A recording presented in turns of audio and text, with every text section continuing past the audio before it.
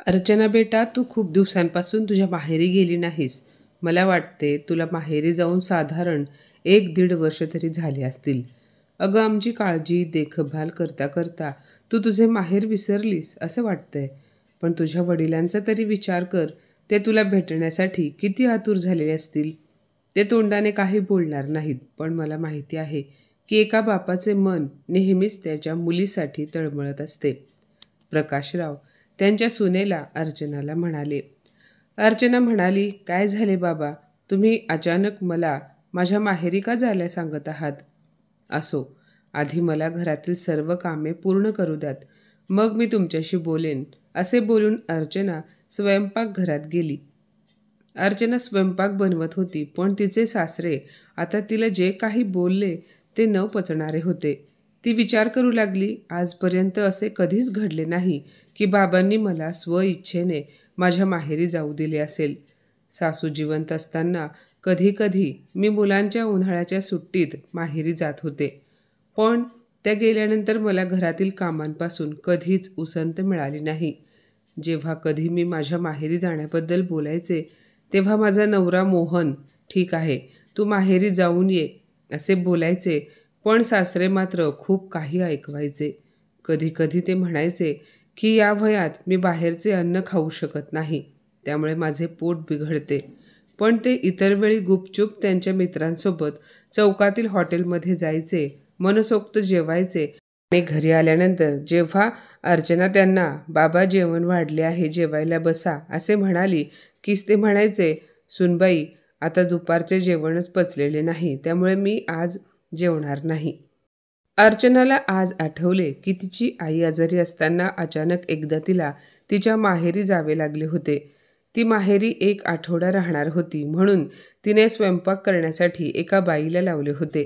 पण प्रकाशराव तिच्या जेवणात सुद्धा चुका शोधायचे. जेवणाच्या ताटावरून रागाने उठायचे आणि अर्चनाला म्हणायचे, सुनबाई, जर माझा स्वयंपाकाचे तुला ओझे होत असेल तर तसे मला सांग, मी वृद्धाश्रमात जाईन. आणि ह्याच कारणामुळे अर्चना गेल्या 1.5 वर्षांपासून माहेरी जाऊ शकली नव्हती. पण आज तिचे सासरे तिला चक्क माहेरी जा असे सांगत होते. अचानक उलटी गंगा कशी वाहू लागली याचे तिला आश्चर्य वाटत होते. काही वेळाने अर्चना प्रकाशरावांसाठी जेवणाचे ताट वाढून त्यांच्या खोलीत गेली.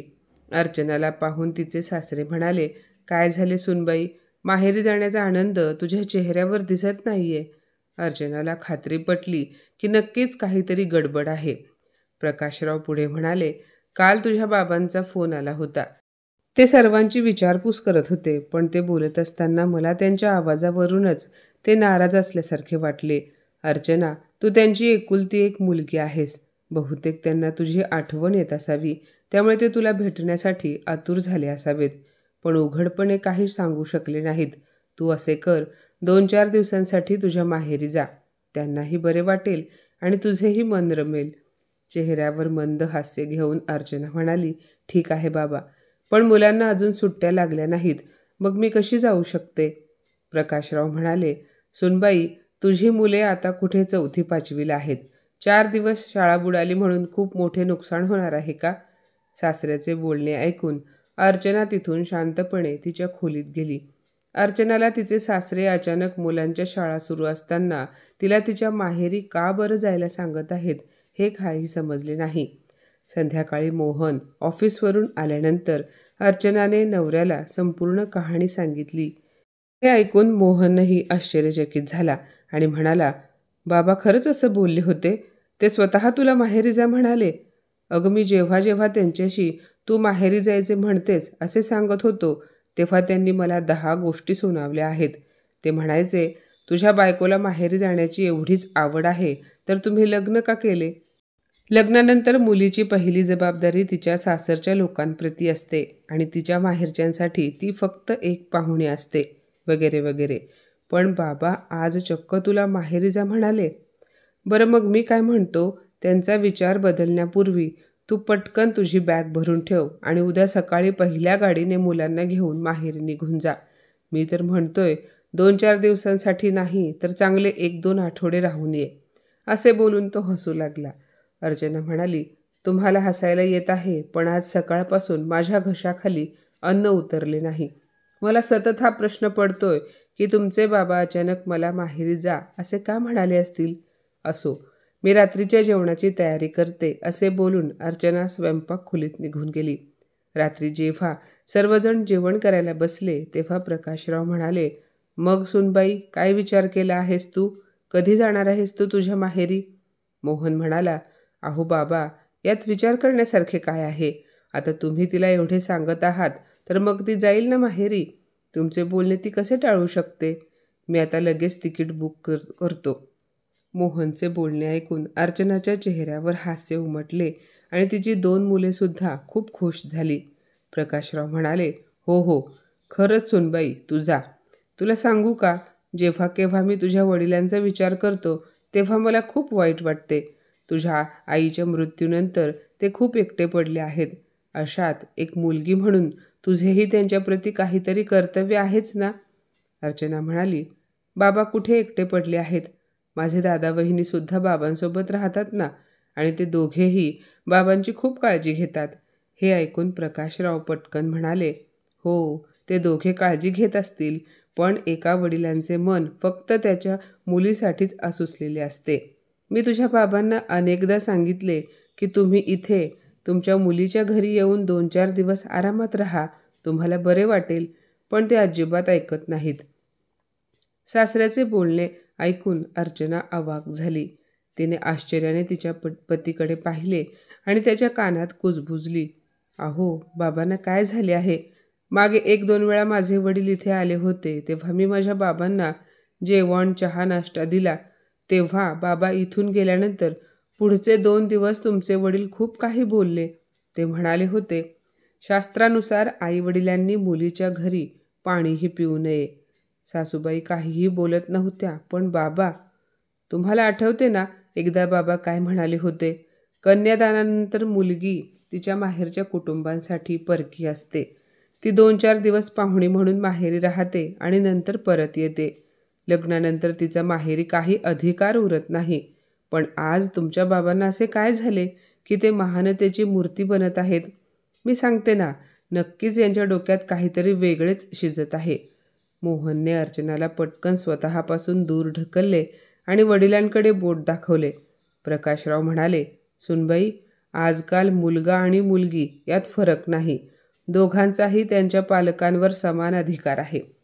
आजकाल सरकारने असा कायदाही केला आहे की मुलगा आणि मुलगी यांचा त्यांच्या वडिलांच्या मालमत्तेवर समान हक्क आहे. मला मुलगी नाही, नाहीतर मी तिला माझी मालमत्ता दिली असती. मोहन म्हणाला, बाबा, मी तुमच्या बोलण्याशी सहमत आहे, पण माहेर हे फक्त मागण्यासाठी नाही तर बळाचे कर्तव्य पार पाडण्यासाठी देखील आहे. असे होऊ नये की फक्त गरजेच्या वेळी माहेरची आठवण ठेवा आणि जेव्हा त्यांना गरज असेल तेव्हा त्यांना शास्त्राचे ज्ञान द्या. प्रकाशराव म्हणाले, तू गप्प बस रे, तुला काही कळतही नाही आणि वळतही नाही. सुनबाई तिच्या माहेरी जाईल. मालमत्ता आणि हिस्सा असे 2 शब्द ऐकून अर्चनाला धक्का बसला. मोहन त्याच्या खोलीत गेला आणि त्याने पुढच्या शुक्रवारची तिकिटे बुक केली आणि जेव्हा मुलांना तारीख समजली तेव्हा ते त्यांच्या आजोळी जाण्यासाठी आतुर झाले. त्या दोघांनाही आठवू लागले की कसे आजोबा त्या दोघांना सोबत बाजारात घेऊन जायचे आणि कसे त्यांच्या आवडते आईस्क्रीम खायला द्यायचे. मामी देखील त्यांच्यासाठी रोज नवीन नवीन पदार्थ बनवायची आणि मामाकडे तर जणू अलादीनचा जिन आहे, जो क्षणार्धात त्यांची कोणतीही मागणी पूर्ण करायचा, वगैरे वगैरे. अर्चना मुलांच्या चेहऱ्यावरचा आनंद पाहून खूप खुश होती, कारण काहीही असो पण तिला तिच्या सासऱ्यांबद्दल आज कृतज्ञता वाटत होती. दुसऱ्या दिवशी अर्चना बाजारातून भाज्या आणायला जात असताना प्रकाशराव म्हणाले, अगं सुनबाई, तू कशाला भाजी आणायला चालली आहेस? मी जाऊन घेऊन येतो, आणि तसेही उद्या तू गेलीस तर भाज्या वाया जातील. प्रकाशराव दिवसभर अर्चनाला मदत करत होते. याचे तिला आश्चर्य वाटले. त्यानंतर संध्याकाळी अर्चनाने तिच्या वडिलांना फोन करून ती माहेरी येणार असल्याचे सांगितले. हे ऐकून अशोकराव खूप खुश झाले आणि म्हणाले, अर्चना, मी 2 दिवसांपूर्वी तुझ्या सासऱ्यांशी बोललो होतो, पण मला असे अजिबात वाटले नव्हते की ते तुला इतक्या लवकर माहेरी पाठवण्यास तयार होतील. अर्चना म्हणाली, ते ठीक आहे बाबा, पण तुम्ही त्यांच्याशी आणखी काही बोललात का? म्हणजे प्रॉपर्टीबद्दल वगैरे? अशोकराव म्हणाले, हो हो, मी त्यांना सांगितले होते की मी पुढच्या आठवड्यात मृत्यूपत्र बनवणार आहे.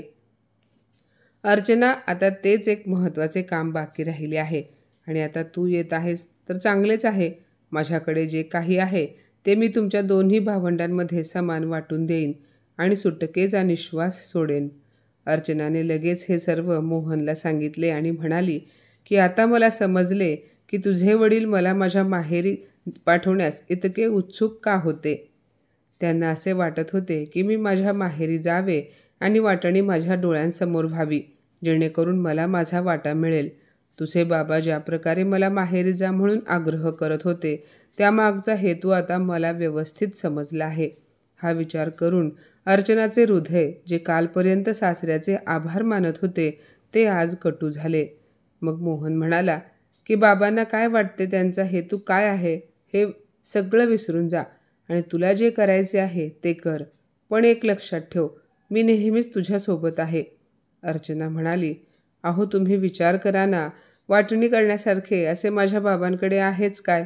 त्यांनी त्यांची सर्व बचत आम्हा दोघांच्या शिक्षणावर आणि माझ्या लग्नावर खर्च केली. प्रॉपर्टीच्या नावाखाली राहते घर तेवढे आहे आणि त्यातही मी वाटा घ्यावा. छी.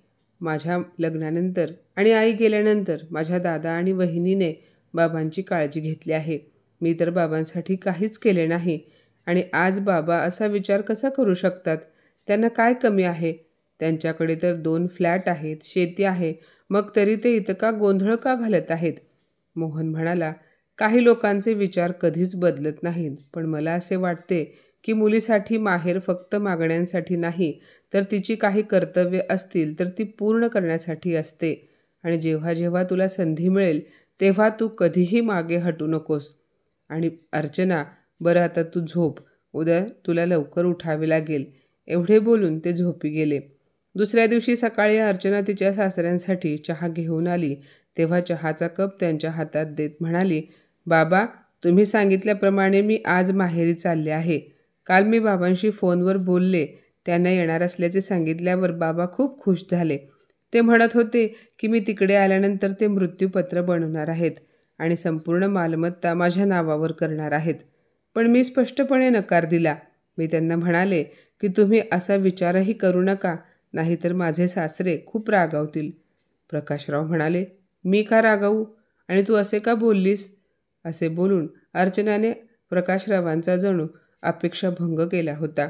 अर्चना म्हणाली, बाबा, तुम्हीच म्हणत होतात की लग्नानंतर मुलगी परकी असते, तिचा माहेरी कसलाच अधिकार राहत नाही. मग आता जर माझा माहेरी कोणता अधिकार राहिलाच नाही तर मग मी बाबांच्या संपत्तीवर अधिकार कशी सांगू शकते. सुनेचे बोलणे ऐकून सासऱ्याचा चेहरा फिका पडत चालला होता. ते म्हणाले, अगं सुनबाई, ती खूप जुनी गोष्ट आहे आणि आजकाल ह्या अशा जुनाट गोष्टींवर कोण विश्वास ठेवतो. खरंच मुलगा आणि मुलगी समान असतात. पूर्वी आम्हाला काही समजत नव्हते म्हणूनच तर माझ्या तोंडून तेव्हा चुकून असे शब्द निघाले असावेत. पण आता मीही काळाप्रमाणे जगायला शिकलो आहे. हे बघ, नकार देऊ नकोस. त्या घरात तुझाही वाटा असेल. तुझ्या वडिलांच्या मृत्यूनंतर ते तुझे माहेर घर राहील. तुझा भाऊ आणि भाऊजे तुझा आदर करतील, नाहीतर नातेसंबंध बदलायला वेळ लागणार नाही. त्यांच्या बोलण्याने अर्चना आतल्या आत रागाने जळत होती.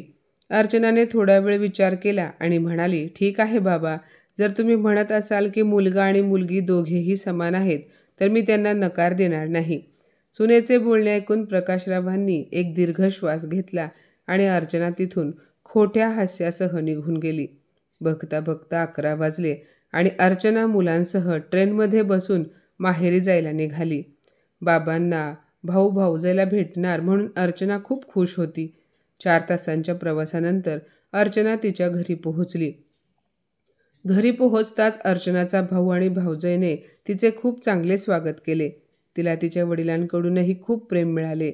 याच सुखासाठी ती असुसलेली होती. दुसऱ्या दिवशी सकाळी जेव्हा बाबांनी मृत्यूपत्राबाबत बोलणे सुरू केले तेव्हा अर्चनाने काहीही घेण्यास नकार दिला. पण तिच्या भावाने, रोहनने तिला समजावून सांगितले. तो म्हणाला, हे बघ अर्चना, तुझ्या सासरींना तुला कशाची कमतरता आहे ना मला काही कमी आहे. बाबांना जे काही करायचे आहे ते त्यांना करू देत. त्यांनी आपल्या दोघात कधीही फरक केला नाही. जर ते आज समान वाटणीचा निर्णय घेत असतील तर ठीक आहे, त्यांना त्यांच्या आशीर्वादाने जे काही द्यायचे आहे ते आनंदाने मानून घे. खूप समजावल्यानंतर अर्चनाने तिच्या वडिलांच्या म्हणण्याला मान्यता दिली. त्यानंतर तिने प्रकाशरावांना फोनवर सांगितले की माझ्या बाबांच्या आणि भावाच्या संमतीने यापुढे ह्या घरात माझाही वाटा असेल. ही बातमी ऐकून प्रकाशराव खूप आनंदी झाले. सुनेने 2 दिवसांनी सासरी येणार असल्याचे सांगितल्यामुळे प्रकाशराव खूप आतुरतेने सुनेची वाट पाहत होते, जेणेकरून ती परत येऊन तिच्या जबाबदाऱ्या आणि स्वयंपाकघर पूर्वीसारखी सांभाळू शकेल. त्यांच्या म्हणण्याप्रमाणे सर्व काही झाले होते. दिवसांनी जेव्हा अर्चना घरी आली तेव्हा प्रकाशराव आश्चर्यचकित झाले, कारण अर्चनासोबत तिचे वडीलही 2 मोठ्या सुटकेस घेऊन आले होते. मोहन मोठ्या उत्साहाने त्यांचे स्वागत करत होता. त्याने त्याच्या सासऱ्याची बॅग गेस्ट रूममध्ये ठेवली. हे पाहून प्रकाशराव अतिशय हुशारीने म्हणाले, सुनबाई, व्याही इथे डॉक्टरांचा सल्ला घेण्यासाठी आले आहेत का? त्यांची तब्येत थोडीशी नरम वाटते म्हणून विचारतोय. बरं मला सांग, इथे त्यांचा मुक्काम किती दिवस आहे? त्यांचे असे बोलणे ऐकून अर्चनाला व्यवस्थित समजले की प्रकाशरावांना नक्की काय म्हणायचे आहे. ती हसत म्हणाली, बाबा, माझे वडील अगदी ठणठणीत आहेत आणि तुम्हीच म्हणाला होतात की आजच्या जमान्यात मुलगा मुलगी एक समान आहेत, त्यामुळे दोघांना समान हक्क मिळाले पाहिजेत. वडिलांच्या प्रॉपर्टीमध्ये मुलाप्रमाणे मुलीला देखील समान अधिकार मिळाले पाहिजेत.